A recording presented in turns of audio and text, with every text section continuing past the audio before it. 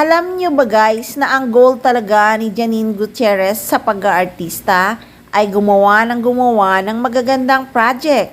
Yan ang sinabi niya sa interview niya noon kay Karen Davila. Kaya talagang ayaw din niya na matali siya sa love team kay Paolo Abilino. Pareho kasi sila ni Paolo ng goal, ang gumawa ng magagandang project, pelikula man or serye.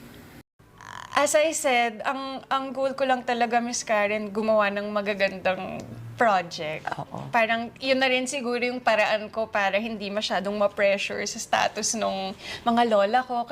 Kaya di ba lahat ng ginagawa niyang serye magaganda talaga, laging trending. Kaya blessings talaga si Nini dahil magaganda ang project na binibigay sa kanya at magagaling at super sikat na artista ang nakakasama niya palagi. Kaya siguro hindi talaga sila pinagtambal ni Paolo Abilino dahil kaya nilang gumawa ng kanya-kanya nilang project na tatangkilikin talaga ng mga manonood. At sinagot din niya kay Karen Davila kung ano talaga ang motto or life verse niya. Ang sagot niya, "The universe has always have plan for you."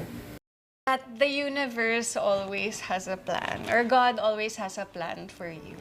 Parang yun yung Kaya talagang hindi na sila pinagtambal ni Paolo Abilino dahil may kanya-kanya silang goal sa pag-aartista.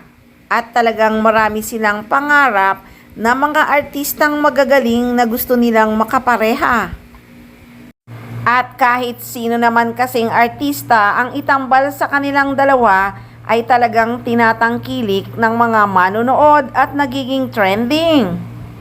Kaya suportahan na lang natin ang paunin kung sino man ang kanilang makakatambal. Pero sigurado naman na magtatambal silang muli ni Paolo Abilino. Timing lang siguro ang iniintay ng management. Kaya mga fans, huwag mainip. Basta manalig lang tayo, ang importante, paunin pa rin ang tunay na nagmamahalan.